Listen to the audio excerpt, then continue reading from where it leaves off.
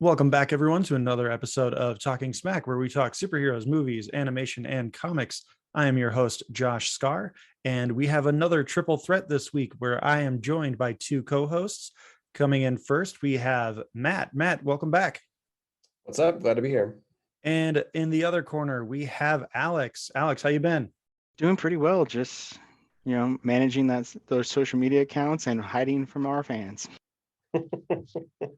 I love that you claim that you manage the social media account, even though again I am like the voice of the social media account, but you're the news side of it.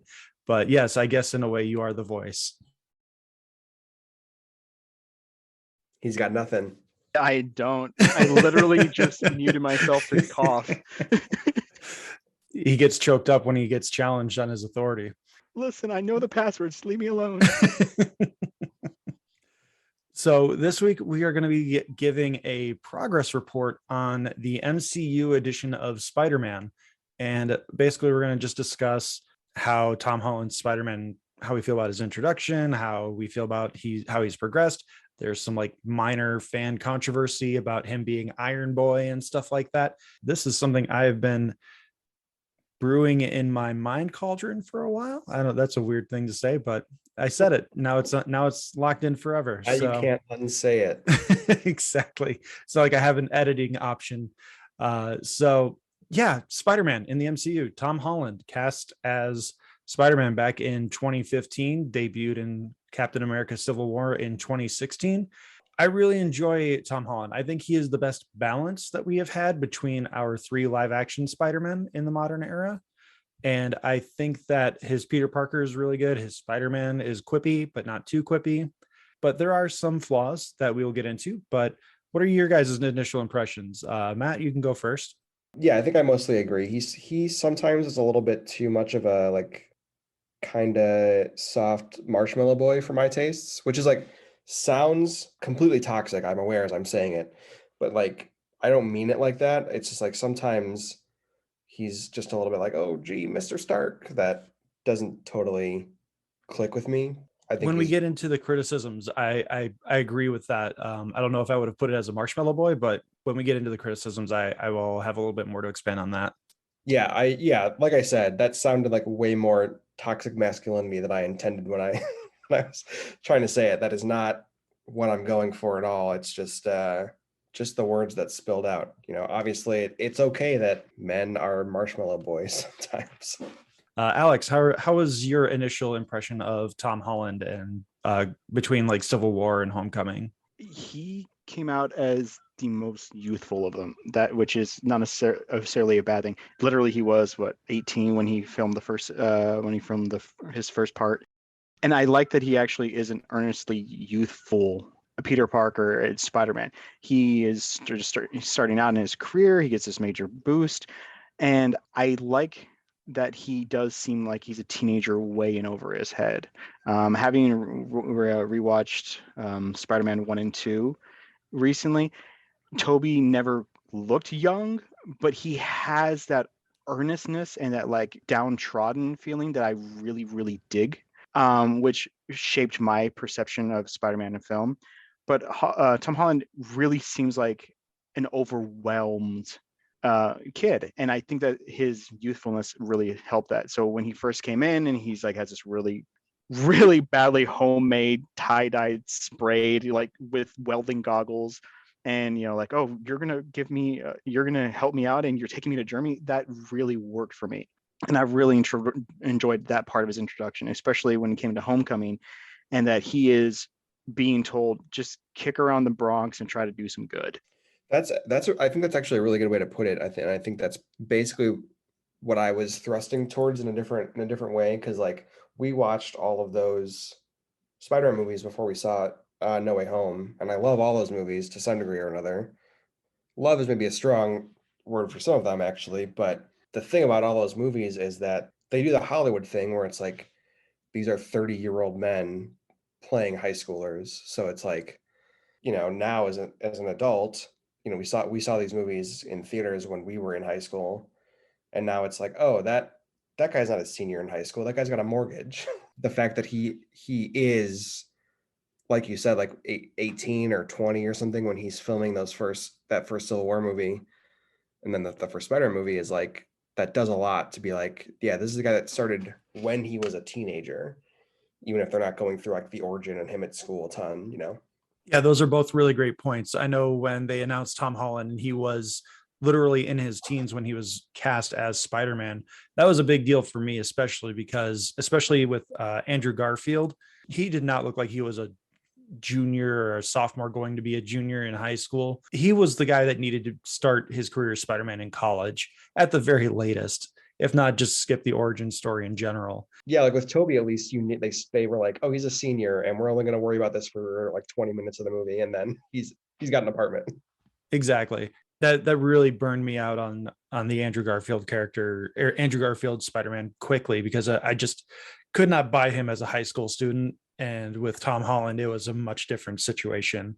With that, we do have the initial controversy of introducing Spider-Man in the Civil War storyline, which anyone who knows anything about the comics, they know that in the comic story, Spider-Man flip-flops sides. He originally sides with Iron Man because he thinks there's something right about the Accords or whatever the Superhero Registration Act. And then he realizes that, oh, we're imprisoning superheroes who aren't following the law, even though they're not necessarily doing something wrong other than disobeying the law. So this is wrong. And he flips over to Cap's side.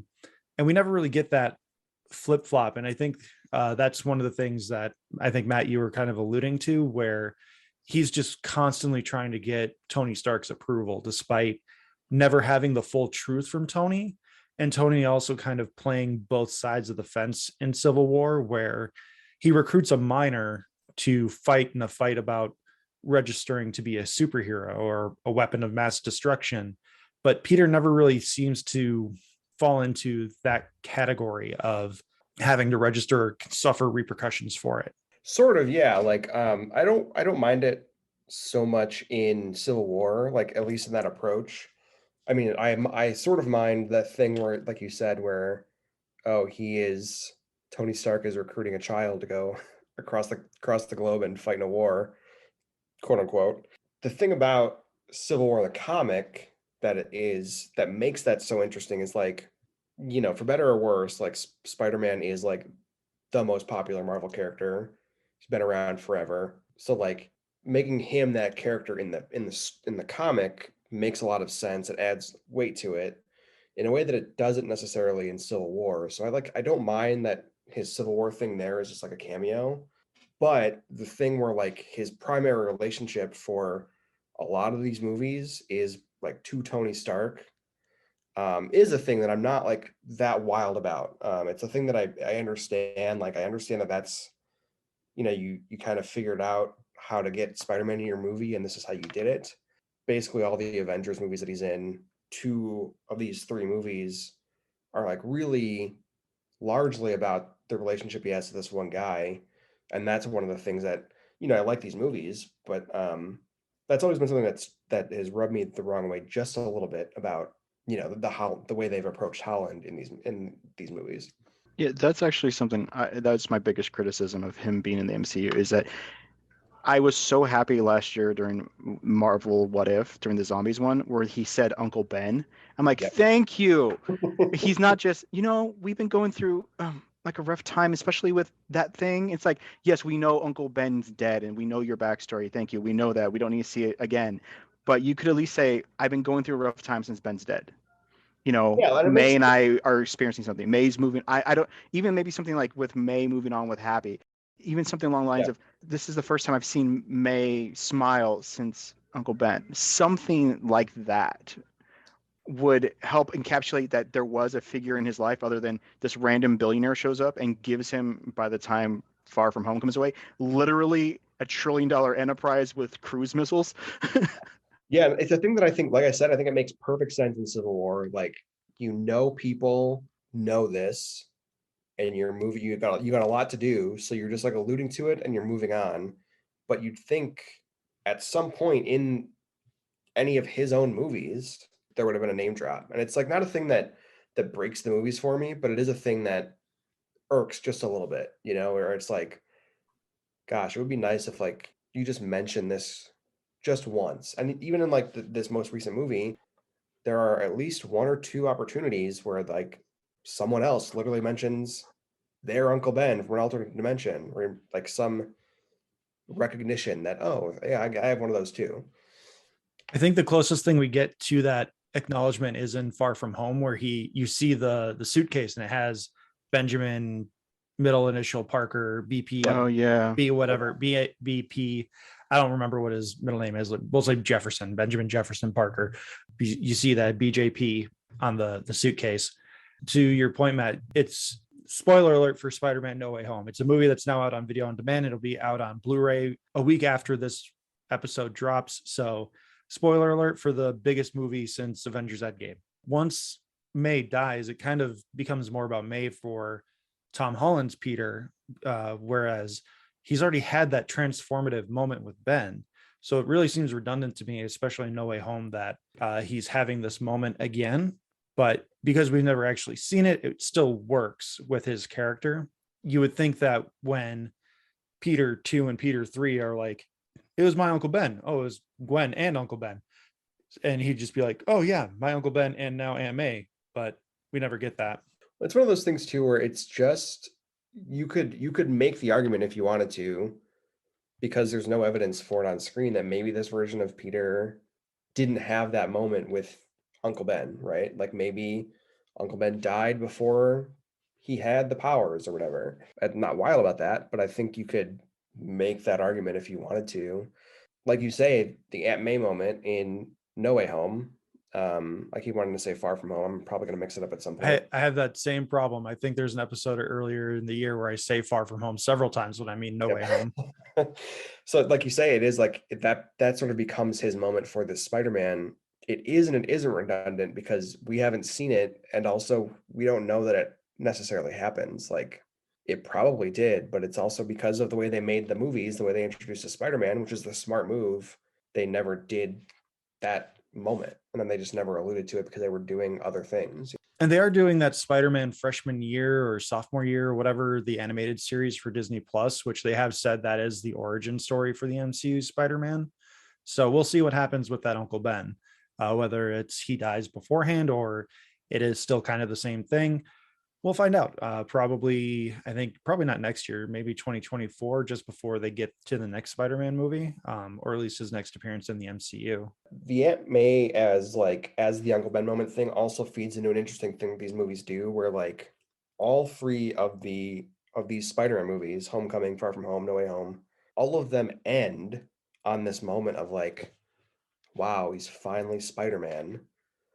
Like all three of them, and it's such a weird thing that they do it in a different way and in a way that mostly works, but like you did in the first one, like that's the whole point of like Peter lifting the big thing off his back, like in the old comics, and then they do that again in Far From Home, and then they do it here, like literally where he like is poor and is wearing the suit in No Way Home. And it's so weird that they like there's never a point where they feel like they can just let him be Spider-Man until like the last moments of, at the time before when it was being made, possibly what they might have expected to be the last movie. It's very weird. So with his second batch of adventures, we kind of touched on Far From Home. I have a weird relationship with that movie because Mysterio never really feels like he's a Spider-Man villain, especially once we find out that he's just a disgruntled Stark employee. And then one of the things that I've talked with you about, Matt, and I think I've talked with you about it, Alex, that bleeds into No Way Home is you have Nick Fury, who sends Talos and Talos's wife, I can't remember her name, in his stead to recruit Mysterio and Spider-Man to solve this issue that is being created by Mysterio. It never feels fully connected for me. And then with the whole Edie, what is it? Edie, even dead, I'm still the hero. Edith. Edie is from Mass Effect. Far From Home, just I don't know. It's not the best entry for me. Like I almost have that on the same level as Amazing Spider-Man, where it just really feels padded out by trying to build into the world more than it is trying to build onto the character. There are moments in Far From Home that I think really work. The reveal of Mysterio being a bad guy, I actually really dug. I mean, because it did seem like, oh, maybe they're going kind of like this side angle. Maybe they're offering a father figure, but we know Mysterio's bad guy, but the reveal and that big 15-minute exposition of them going back and forth is why everybody hates Tony Stark. I actually felt kind of cathartic about, because I was getting tired of the Spider-Man movies being about Tony Stark and the MCU being all about him, no matter if he's there or not. And so I really dug that, especially, drawing back from Iron Man 1, the guy who's getting yelled at for Tony Stark built this in a cave with a pile of rocks and we can't do it. I dug that moment, and I did dig the big battle scene at the end where Nick Fury goes, okay, now the story is a bunch of bullshit.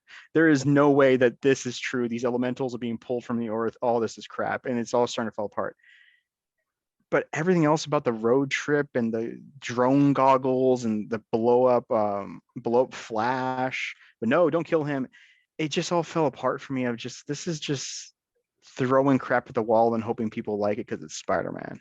I like that movie fine. I do think it has some of those problems. Basically, like, I'm mostly good with the like travel stuff because it's channeling the same energy that like the high school stuff does in Homecoming, right? Where like, a lot of the backdrop of that movie is like the John Hughes sort of vibe, and this is doing that same thing but with like the summer adventure movie.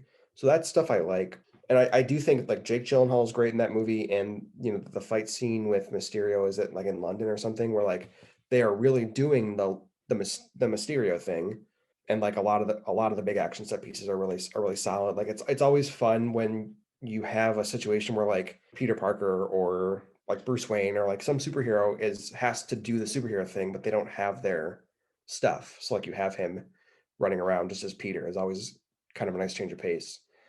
But it's really weird how the movie like hinges on Tony Stark, who like is kind of a shithead in these movies, but is not like an idiot. It hinges on him gifting like you said, like this $1 trillion like drone system to a kid. It's extremely weird. And you need to do that. You need to find a way for that to happen so like Mysterio can do all his stuff, but it's still super weird. And like Alex was saying, like you were saying, the stuff where the scene where Team Mysterio like shows themselves is really wonderful. But it is a thing that this and Homecoming have, where Spider-Man is incidental to like their issues. They have their own stuff, but it's rooted in Tony Stark and not Peter Parker, which is not like the biggest sin in the world, but it's just a very weird thing that they did twice, where the villain is not mad at Spider-Man, he's mad at Tony Stark, and then gets mad at Spider-Man for standing in his way. Yeah, that's one thing that I actually really enjoyed, at least about Homecoming, was it took away that personal touch that Sony had really been relying on. Is, oh, Peter needs to be involved in everyone's life for these villains to really have a kick, which isn't necessarily true. They just need to be believable as villains. Their motivations need to be understandable, and if they're really good, they'll be kind of like Killmonger and Zemo, and from Falcon and Winter Soldier, Carly, where they're not necessarily wrong in their ideologies. It's the way they go about it that becomes the problem. And I do think the Vulture in that first movie is a way of doing that really well, where like even though his beef stems from getting stiffed by Tony Stark, that movie does do a really good job of like building that relationship so that by the end it is about Peter and Adrian to a certain degree, even though it is still rooted in the villain's mad at Iron Man. I think the second one is a little less successful, even though I think there is some good stuff between Peter and Jake Gyllenhaal, whatever that guy's name is. That's where my big complaint is with this. Is Mysterio is a really good villain, especially when you do the introduction where you fool the audience, you have him fool the public to thinking he's a hero, kind of like the Riddler in the comics, in Batman comics, where he shows up and he's like, I'm going to reveal the identity of the Batman. I'm going to help you solve these crimes. And Mysterio in this one is like, I'm going to be the new Iron Man. I'm like Iron Man meets Thor, as I think Flash Thompson calls him. And it works to a degree. But then once you realize that he's doing this because Tony Stark fired him because he was too crazy with his holograms or something, it kind of starts falling apart. And I mean, that reveal scene is great, especially when he's wearing the classic comic book onesie. He's not wearing like the armor and everything. You just see him in that classic onesie. The only thing missing is the cape and the fishbowl, and he's straight from the comics, which is fantastic. But his motivations really falter, and the climax falls a little flat for me too, just because I don't think they really drive home the use of the spider sense or the Peter Tingle, whatever you want to call it. I hold the Spectacular Spider-Man as like the ultimate interpretation of Spider-Man from the comics, and the Mysterio introduction in that series is peak. Like he like blindfolds himself, and Peter kind of does the same thing. I think he like shuts his eyes or something in the climax. I haven't seen Far From Home in a while, but in Spectacular Spider-Man, he's going blind. He's just trusting his spider sense, and he's fighting through his senses, where Peter in the climax is still kind of like he's looking at the hologram, and then he like reaches out to the side to get Quentin back, Jake Gyllenhaal, whatever. So like he's not fully trusting his spider sense. It's just that his spider sense kicked in that moment. Yeah, and that all that gets to like a big issue, I guess, depending on how you feel about it, that primarily the first of these two movies have, which is that like regardless of anything else, the character of Iron Man looms large over these movies. Like the first movie is all about sort of Spider-Man feeling like he's in Iron Man's shadow and like kind of stepping out from that. Again, he finally becomes Spider-Man at the end of Homecoming, the first of 3 times. And then in the second movie, and this is understandable to a degree because it follows right after Endgame, it's all about, the aftermath of Tony dying.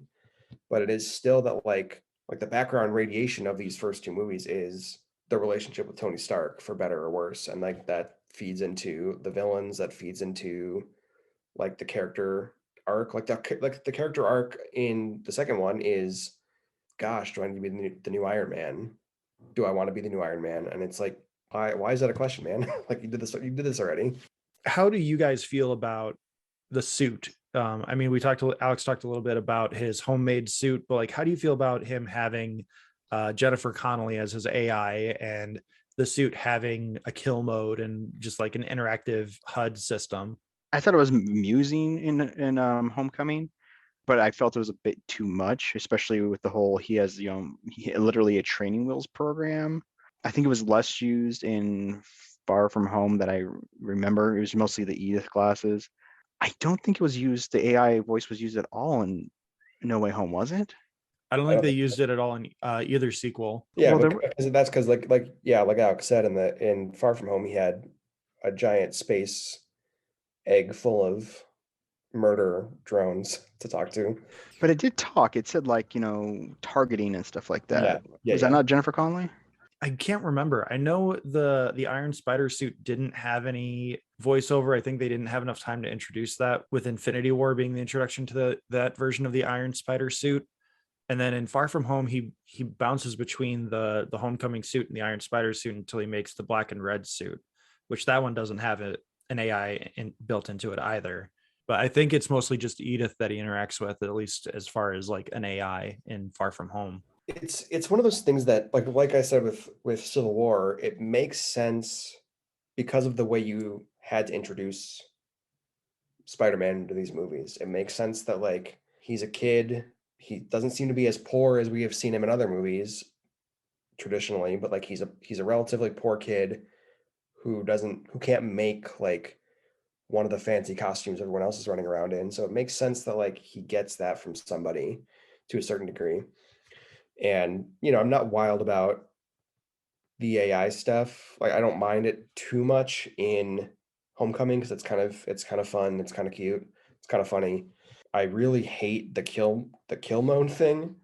It's like a funny joke in Homecoming, and because Endgame, which is another movie I like a lot, is like really invested in like paying off a bunch of stuff from all the movies prior. You put a moment in your movie where you have Peter Parker, of all characters, say activate kill mode, and then a bunch of spike arms come out and kill a bunch of monsters. And that's a moment that like I hate with every fiber of my being. Yeah, that's a tough one to balance and justify, even for Peter Parker. Like, even though they're mindless, weird orca monsters, like he's still intentionally killing things and people. Yeah. In some context, people. Yeah, you wrote a scene where you made Peter Parker say that, and that's messed up. As far as the looks, the costumes themselves, I'm all over the place just because like one of the things that does also get me about these movies is that they're also really interested in doing suits that like reference comics over and over again. So like, you've got the classic blue and red in Homecoming, you've got the sort of more Ditko thing from the end of Far From Home. Then you've also got like the Spider-Man Noir, you've got the thing where you're doing the Iron Spider, you've got the thing in No Way Home where you like are doing his Secret War outfit where like he wears it inside out or whatever. I really miss him just having like, even if you change every movie, I miss him having like a consistent look. This is only sort of related, but I hate the Iron Spider costume in all its forms. I hate that the version that they land on is like the good black and red costume with that ugly gold spider on his chest. Sorry, Josh. I like that. I like it. It grew on me. It's not my favorite, but it is. I like that one a lot. I'm not trying to dunk on your mug, but it's just He's showing it off. Yep. Well, we're in an audio only medium, and he's showing it off. This is like 3 out of the last 4 episodes where I'm like showing something off that no one's ever gonna see. It's like it's fine. It's just like you pretty much nailed the costume more or less with the original Homecoming suit, the original Civil War suit, and then you basically did it again at the end of Far From Home with the black and red costume. It just feels like the Iron Spider thing is like too busy. It's too much, and it's like it's also, granted, it's referencing a thing from the comics that I also hate. I think it's bad there. I think the movie version is better, but I still don't like it very much. The coloring needed to be a little bit better. Like the black, red, and gold in the Iron Spider suit, just it was not a good look, and the spider symbol was a little too big, which I mean, again, it's referencing the comics because that spider symbol is quite big too. The Iron Spider suit, I feel like that needed another pass before they approved a look of that. It all feels like it's so you can do the thing like they do in the Iron Man movies where you have CGI Spider-Man, but you want to paste Tom Holland's head over it for a while, so then you don't have to worry about animating him take off a mask. It just goes away, the weird nanotech stuff. Let's talk really quick about his side character, Tom Holland's sidekicks. You've got Ned Leeds playing like the Harry Osborn role. Anyone again familiar with the comics would know that Ned Leeds eventually becomes the Hobgoblin, but that doesn't seem to be the case in anything that they're leading to with the MCU. Oh, in this context, he's really playing more of the Genki role from like Miles Morales. Like he looks True. He looks like that kid from those comics. They just gave him a different name for whatever reason. They probably want to use Genki eventually. And then you have Zendaya as his Michelle Jones Watson, or MJ, which I think she does a really good job with what they're asking her to do, but I don't know that they really give her a whole lot other than like, you're dark and weird, go with it. Yeah, they both work for me. Ned is just he seems sincere and happy and just excited to be there, which really works for me. And Michelle being this version of MJ really works for me as well. They give her a lot more agency and ability to has discovery and presence. I guess, well, I just said agency than Gwen Stacy or Mary Jane ever got. Which, having rewatched the Spider-Man movies recently, I was like, wow, really? They didn't give MJ anything to do other than I tried out for some stuff and now I'm captured. And I tried out for some stuff and now I'm captured, but in love. MJ, Michelle, she gets to actually have her own quirky personality, which the first one is just, I'm here in study hall because I like seeing people at their worst moments and stuff like that, which I'm like, that's not really personality, but at least that's something that I know you enjoy doing and something that is funny. And also you enjoy drawing people. And I especially do like the second movie. She had basically figured out, yeah, something's up with you. Yeah, it makes sense. You're Spider-Man.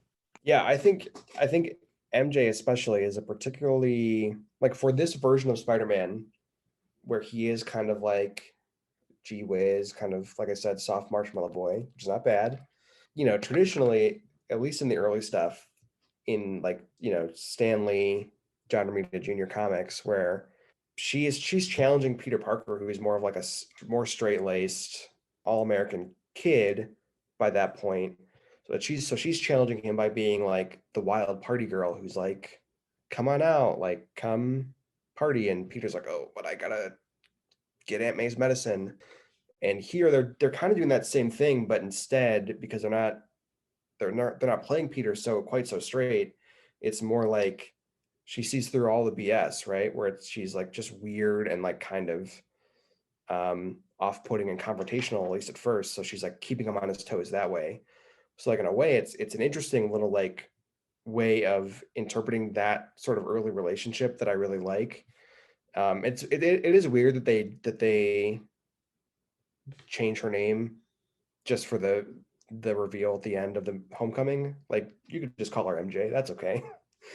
And Ned's fine. Like one of the things that No Way Home does really well, I think, is the recognizing them as like a trio by that point, where they really are sort of a unit, like Peter's Spider-Man, but they're a team. They're an ensemble. Yeah, that's actually one of the things I really enjoyed about No Way Home is that at least from my perspective early on in the movie, it felt like Ned was kind of being a third wheel and he didn't quite realize it. But as the movie went on, you just kind of realize that, yeah, they're just three really good friends and Peter and MJ just happen to be dating. That's a really smart recognition that you have this cast that works really well together, that like seem like they're at least friendly in real life. Like I guess, Tom Holland and Zendaya seem to be dating. So it's like, there's some real world chemistry there that they really capitalize on in the second and third movie, especially. Alex, anything to add? No, I dig them. No, they're fine. All right, so then moving into the final act here, we can kind of just skip over Infinity War. We talked about the kill mode and all this sort of stuff with Endgame. He gets enough play. It's mostly just so he can keep being Tony Stark's little sidekick throughout Infinity War, which again, I think that's one of the biggest sins that Marvel did is at the end of Far From Home. I really wanted that Aunt May discussion because I've said this before, Matt, you've heard me say this. I've said this before on the podcast. There's a really great issue in Ultimate Spider-Man once May finds out that he's Spider-Man. I think there's like one action piece where he's retelling a story of a confrontation he had, but everything else is just a conversation at the table. And it's an amazing issue. And we didn't get that in Far From Home or in any follow-up movie. It just jumps from Homecoming into we're working together to raise charity for Feast. It is kind of a bummer just based on the way that these movies are made because they come out twice, three times a year, and the solo movies come out once every 2 or 3 years. In between all that, there really is a lot of like filling in that you kind of have to do on your own, where like in terms of the timeline, like the Homecoming happens and then maybe a year or so later we are going into Infinity War, right? So like all that stuff that would have been great to see has long passed just because of the virtue of their movies and not like a TV show or a comic book, which is something I've noticed elsewhere too, like Avengers to Avengers Age of Ultron, Avengers 2, where like you get the sense that like they have become a team and like they have these adventures, but most of them we don't get to see because it's been 3 years since the last movie and we're focused on this thing now. So you just kind of have to fill in the gaps a little bit. And sometimes that is annoying. Yeah, because the other sin that I give, big sin that I give these movies is that we never get Tom Holland and Chris Evans, Captain America, working together really. Chris Evans throws Mjolnir so Tom Holland, Spider-Man, can fly away when he's getting mauled by the killer orcas. But other than that, like they really don't interact much outside of Civil War. And I think that that's really a detriment to the universe, the Marvel universe, not our universe. Like it doesn't matter to our universe. But I think that again is like a really nice character moment where you could have had Steve and Peter sit there and have a discussion about like right and wrong. And again, like Peter never really knows what's going on with the Accords. And as far as we know, he's never signed the Accords. What he's brought in during this event, and yet he has no real follow through with it. Yeah, and that's a thing where part of it is because these other by the time he comes in, the next Avengers movies are Infinity War and Endgame, right? So like he's got a bigger role in Infinity War than he does in Endgame, but like these movies are like they are really invested in doing something else. Like they got stuff to do, a lot of moving pieces. But what ends up happening is the thing that we talked about a little bit with his first two movies, where really the only relationship he has on the Avengers is with Tony Stark. Like he's like not really part of the team. He doesn't really like know any of these people in a way that we at least have seen like the core cast interact in the first two movies. So it's a thing where there's another thing where there's a lot of stuff that would have been nice to see, but the movies are just, we got to do this. And like Spider-Man's here, but like this is what we're doing. So like he's off doing this, Captain America's off doing this. Never the twain shall meet. And it is a shame. Yeah, it does almost make you wonder if the way Disney is writing these films is that with the expectation that we can't have too much investment with the other characters because we might lose the rights at any moment. So we'll just put a little bit here, a little bit there, and reset at the end of each movie, like you've mentioned a few times, Matt. The end of each movie, he's become Spider-Man. Okay, cool. We get one more movie. All right, let's do it a little bit more, but he's Spider-Man at the end of the movie. Well, I think there's a case to be made that, we can get into it if we're going to talk deeper into No Way Home.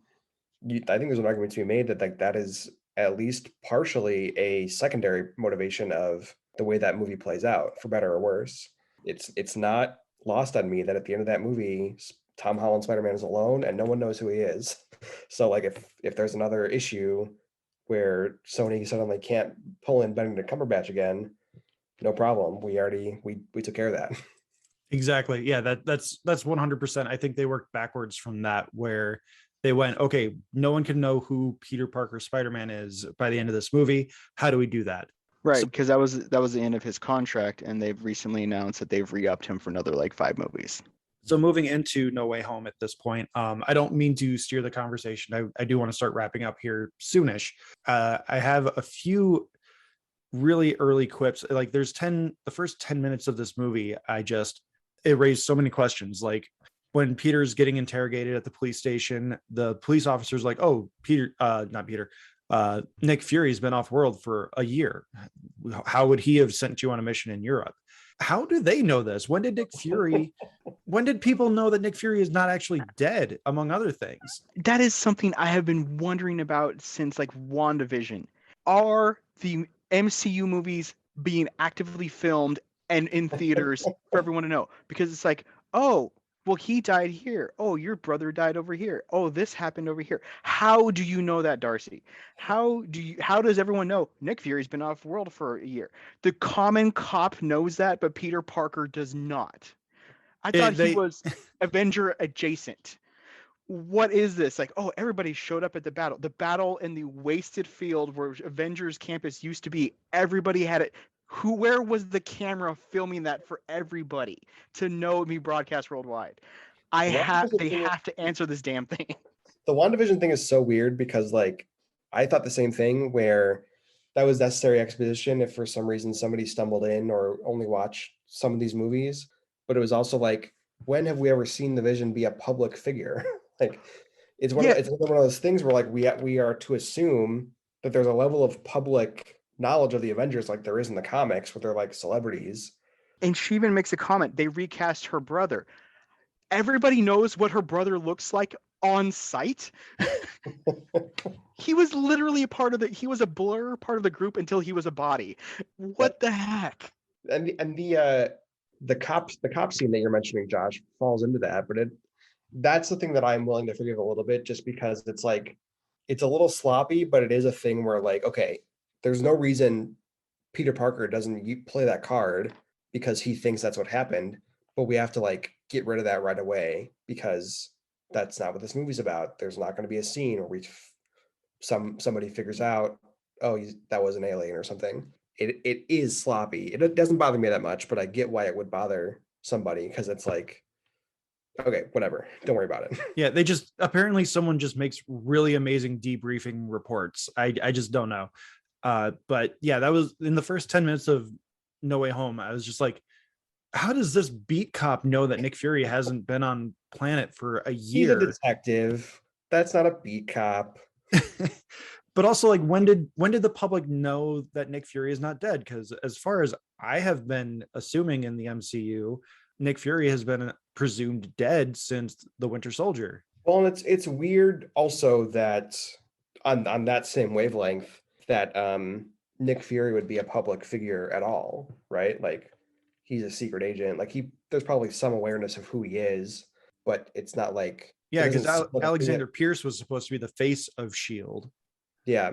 It reminds me of this thing. If you've played any of that not very good Avengers game, you know the whole story focuses on like Kamala Khan, Ms. Marvel, and there's a scene in the beginning where she's like, you know, she's the big Avengers fangirl, and there's a scene at the beginning where she's on the helicarrier and she's like geeking out over like Iron Man and Thor and Captain America, but also Maria Hill and Nick Fury, and like that's like you being a fan of like the Department of Interior. Like, why are you like such a big fan of all these people that are just government stooges, you know? But yeah, No Way Home. Again, that's like one of my biggest complaints from the movie. Which again, it's a non-starter. It doesn't really affect the movie, and it's more an issue that comes with having a connected universe.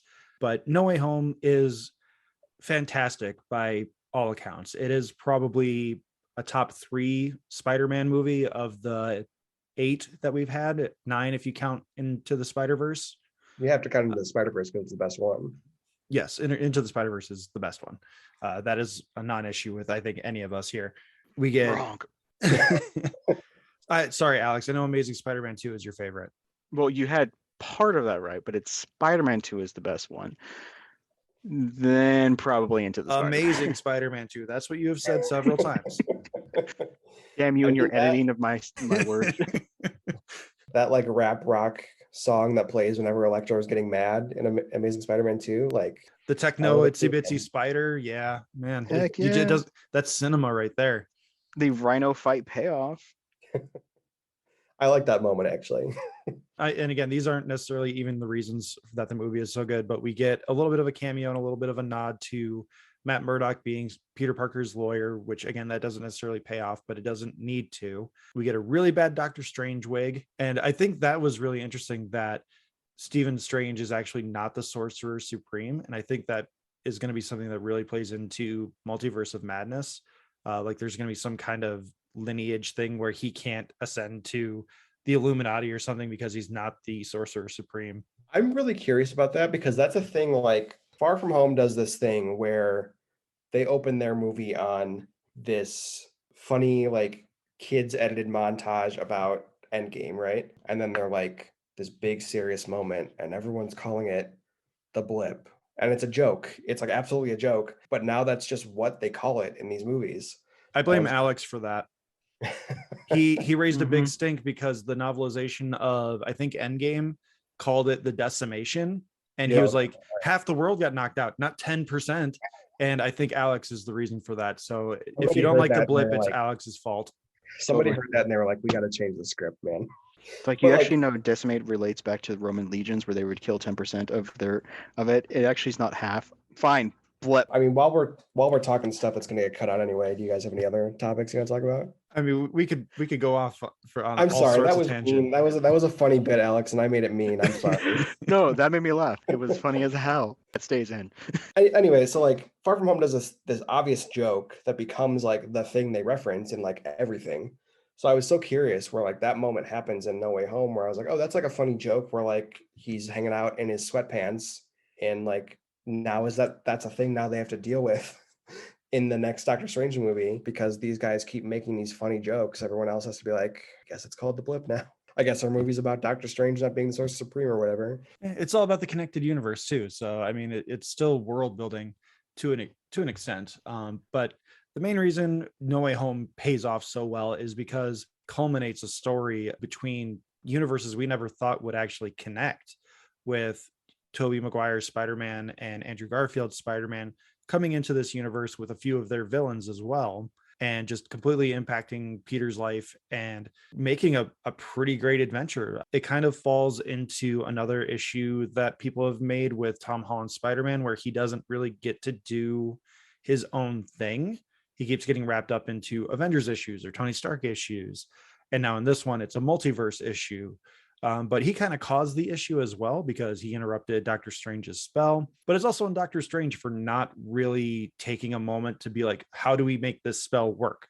Or what do you want this spell to really do? Yeah, and I admit, for a couple of reasons, like once the news about this movie started coming out, where like they're casting old actors, there's rumors about old Spider-Man coming back. I was really skeptical, mostly because like, we saw the Spider-Verse thing done, I would say better than this movie does it, if I'm being honest, even though I quite like this movie. And also, like, the thing I really want to see out of this cast, and I don't know if we ever will at this point, is just like a movie with Spider-Man doing Spider-Man stuff that's not wrapped up in like how he feels about his relationship to another character from another movie. Like, I think these movies, for whatever reason, have felt the need to like be super connected, which is why like Iron Man shows up, Doctor Strange shows up, as opposed to just like being really good Spider-Man movies, which I think they also are. But I think there's a degree to which we haven't gotten that Tom Holland movie where he's like just being Spider-Man. So I was pretty skeptical at first, and also I'm just kind of like an old cranky shithead at this point, so like I'm skeptical about everything. But it turned me around watching it. Like, it is a great movie, and even though I think the criticisms of it maybe not being fully motivated by Peter as a character are not without merit. I'm just a man. I'm a man who was a younger man when Spider-Man first came out in 2002, seeing it in the movie theater, I think, with a bunch of people, you included, Josh. So like there are moments, I've been watching these movies my entire life. There are moments in that movie where I came close to feeling an emotion because they referenced an old movie. I'm not made of stone. I was skeptical, but I really had a good time at the movies, even though I'm still very scared of getting a deadly virus at the movies. But I did it. For Peter Parker, I'll do it. Oh, it just worked for me. I cried. Let me see, 3 times. I cried when Toby walked through that portal, because that is what I really like about his version of Peter Parker, is how just he's very earnest, nerdy, wanna try. And so he walks through and he's like, "Oh, you guys know Peter? I just feel drawn to him to go help him. And I've been kind of looking around for you guys." And I'm like, "That is so you. You're just an idiot who would watch the news and be like, I have to help." His moment at the end when he and Doc Ock have their moment together, and there's just still that love between the two scientists, because Doc Ock has been kind of a reset and he's back to being good Doc Ock after they apparently all figure out how to create serums to fix each other, where he's just like, "Oh, my Peter, my boy, you've grown up, you've done well for you." That just got me, because Doc Ock still remembers that dinner they had together, which was like 2 weeks ago in his world. Yeah. But it's been 20 years for us. It just works for me. Yeah, and the Spider Bros all teaming up together and actually figuring out, hey, we can work together, we can fight together, we can talk to each other, we can be our own team. It got me so good. The chemistry between the three of them is fantastic. I love the moment where they're trying to figure out like what designation each of them have. Like Tom Holland is Peter 1 because it's his universe, and then just Peter 2, Peter 3, and just the way Andrew Garfield sells, he's like, "Peter 3." He's just so excited about it.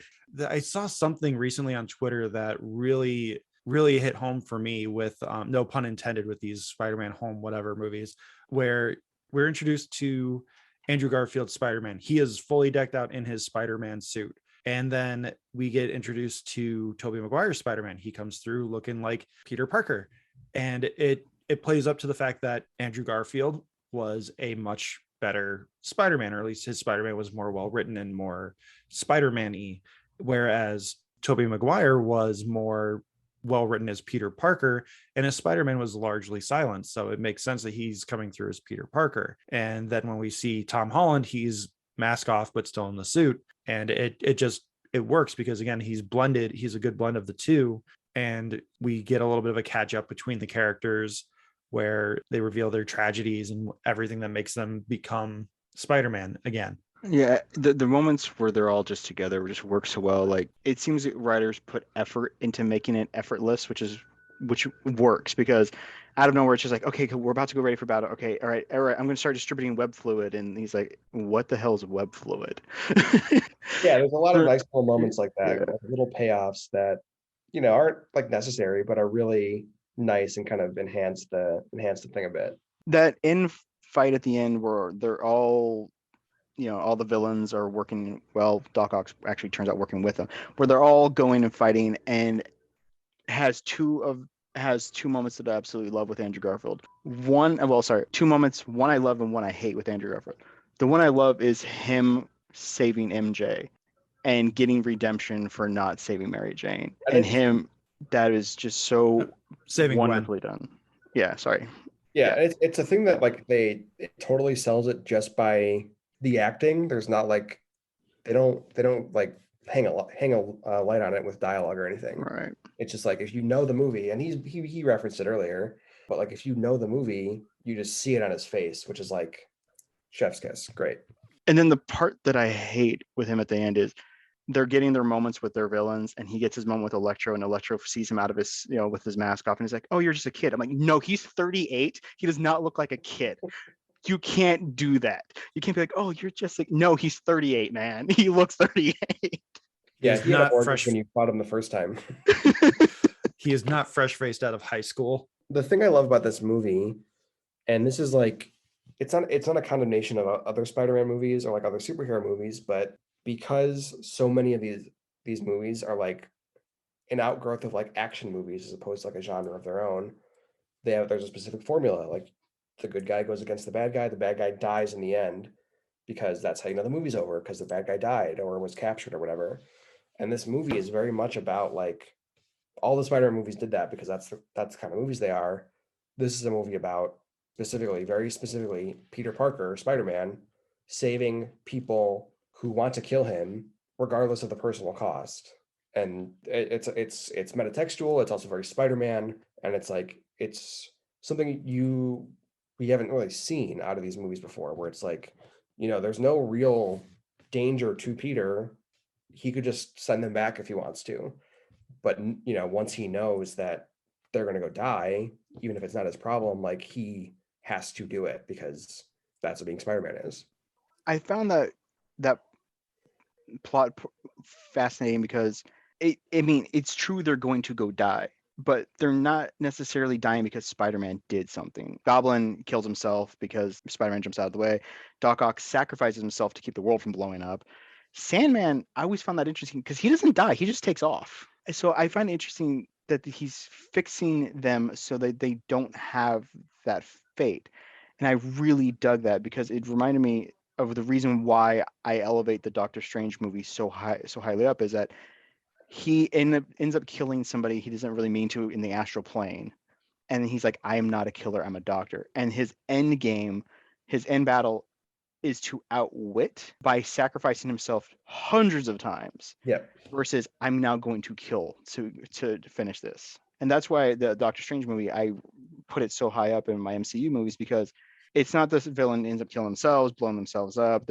Our hero does it, or like the Batman movies where I don't really kill you, but I just let you die. I ultimately came around to liking that, especially because that gives us the amazing payoff moment. Green Goblin and Spider-Man and Holland Spider-Man, where he's so angry. The other two Spider-Men see him beating the hell out of the Goblin and about to kill him with his own glider, much like what happened with Toby. And Toby steps in and stops that. And I loved that. That I it gave us this big payoff of we're saving them all and we're saving you from yourself. I think that was the one thing that really I think I needed them to take a step back from him actually taking that lunge into trying to get at Goblin, because the minute he even just makes that movement, he has given into that anger, and that's not quite where Peter Parker, like that's crossing that line even for Peter Parker. The fact that Peter 2, Tobey Maguire, Spider-Man comes in and has to stop him, I think that it's poignant to a degree, but it's also they have crossed the line where Peter has decided, yes, I'm willing to take a life. he's grateful that he didn't do it in the end, but he had made that decision, like, yeah, I'm gonna kill this guy. Well, yeah, but it's not like it's the first time in the MCU he hasn't killed people. He activated kill mode. Yeah. Touche. Why he doesn't do it this time, I don't know. He's got that big ass gold spider on his chest. Is it That just me, or that is look that- grew on me. I'm sorry. Okay, so it took me a little while to realize that he's wearing that suit inside out because all the tubing and like electrical and like mechanics, because it got stained by green or whatever. If that's on the inside, doesn't that chafe? Almost certainly. But it's an opportunity for them to make it look kind of like a different suit he wore once in the comics. Right. They gotta do it. And people can now shut up about him wearing a black suit. They don't have to worry about it. And it's Spoiler alert, at the very end, he's going to wear the black suit. I was surprised because I was like, for some reason in that movie, I was like, oh, you watch Venom 2 and that's the post-credit scene where he's suddenly in the MCU. I was like, oh, that's just how they're gonna get Venom. They're just gonna teleport that guy into the movies now. So them finding a way to like do that and also not was pretty funny to me. And it's also, Danny Rojas is Venom. I do That's like my that a wife. lot.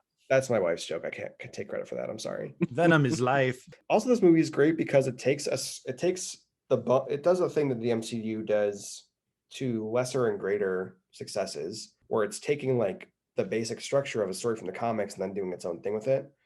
And it's doing that here a little bit with One More Day, which is the story in the comics where Peter and Mary Jane make a deal with the devil, basically, to erase their marriage from history to save Aunt May, who in the comics universe is a frail old lady who's going to die any moment anyway. But it's basically a way to do a big reboot, and it's a terrible story, and it's awful. But this is like taking that spin and doing something really interesting with it, where it's like not just about facilitating a comics reboot, but it's about like to angle in the multiverse, and then you're using that to sort of give yourself the Spider-Man moment at the end where he like does the right thing, but to like great personal sacrifice, and it clicks in so many ways that I was not expecting it to. Like even though I like was fairly certain I was going to enjoy myself at the movies, I was not certain that it was going to like just work on so many levels for me in so many ways. So really quickly, we need to start wrapping up here. We're getting close to that time frame where I want to try and keep these episodes shorter. Peter Parker essentially no longer exists in people's minds. People do not remember him. He exists on paper somewhere, clearly, because he can get his GED. But what do you guys feel about him deciding not to reveal himself to MJ and Ned, or like even just reintroduce himself and try and like become part of the group again? I don't know. I just have no clue how they're going to properly do that. I'm sure there's going to be some magic timey-wimey stuff that's going to happen, and it's going to be like, oh, I remember you mostly, or like there's something innately drawn to you. But if they stick to trying to keep it grounded, it's going to be super creepy to have him show up and be like, oh yeah, by the way, we went to high school together and we're friends, and I'm actually Peter Parker and all this other stuff. And by the way, Spider-Man still exists, and I'm Spider-Man. Check out my suit. So I'm hoping they don't do that. What it's probably going to end up being is that I imagine they're going to jump ahead like 2 or 3 years, because they have to jump ahead. And it's been like, I've been going to the same coffee shop and getting coffee from her for like 2 or 3 years, and we're kind of friends. And she's going to find out I'm Spider-Man, and Ned's going to find out I'm Spider-Man, roughly about 45 minutes into the next movie. Well, she and Ned have to go off to MIT. So like, is Peter going to follow them to MIT once he gets his GED, or again, are they going to try and like isolate him and have him again, going back to the Ultimate Comics, there's a moment where Peter has decided like, I'm just going to be Spider-Man all the time, like screw everything else. And then like Black Cat gets introduced, and he kind of falls in love with the idea of just constantly heroing about with her. First of all, I think the moment itself is one of those things where like in the theater, I was like, just give her that weird little letter you wrote, man, that I'm sure is going to go over well. It's kind of what I was getting at before, where like the thing that Peter wants to do, but ultimately like knows he can't have because it will endanger people or whatever. That's a very Spider-Man thing. So like I was like, as someone who's been reading Spider-Man comics my entire life, I was like, okay, that's a really cool moment, and it's not usually how they do that kind of thing. It's usually a little more abstract, where like I gotta get Aunt May's medicine, but across town Doc Ock is tearing up the city or whatever. But I thought that was a really interesting way to do it. As far as like the next movie goes, I think it really depends like My bet is if whatever deal Sony and Disney have continues, they undo it in the first half hour of the movie. And maybe not totally, but enough where it's like there was a thing in the Flash comics in the 90s where like that basically happened to him, where like everybody forgot his identity and all he had to do was like tell someone and suddenly they remember all the stuff they forgot. So like maybe it'll just be a thing where like Doctor Strange is like, by the way, I figured out, take your mask off in front of Mary Jane, click, she'll remember everything. If there is like some kind of falling out again, I think then it's just Holland is the only guy that goes forward, where they'll bring in maybe a Gwen Stacy or maybe a Black Cat or something as like the romantic love interest, and then there's a ton of Spider-Man supporting cast members they could bring in if they wanted to.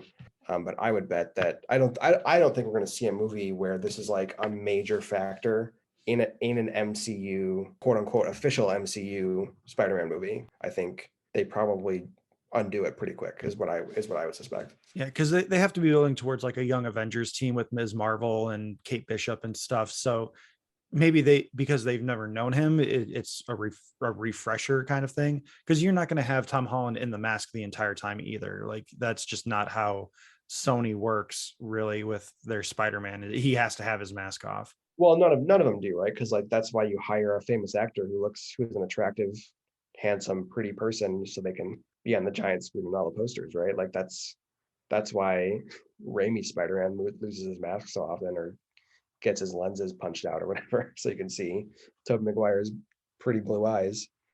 All right, Alex, any final thoughts? No, I enjoyed it. I cried. So part of the reason why I cried is, Tobey's back.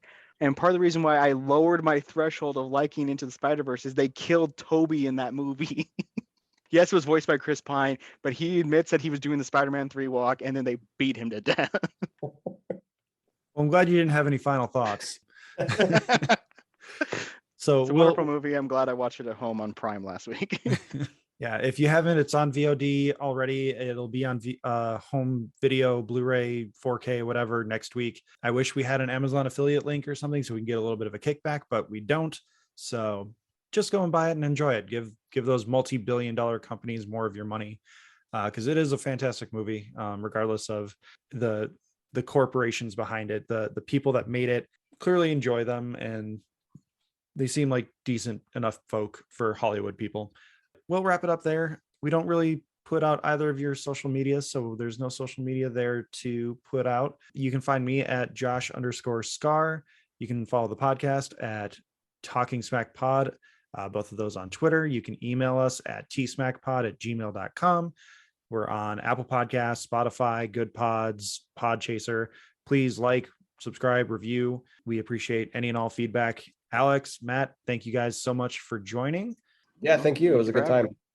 Thanks for listening to me loudly nitpick these movies for an hour and a half. I mean, we're going to be nitpicking the Batman soon enough, once that hits HBO Max. So I think I have one of our friends from the For Real podcast. We haven't decided what his call sign will be because he goes by Matt on his podcast.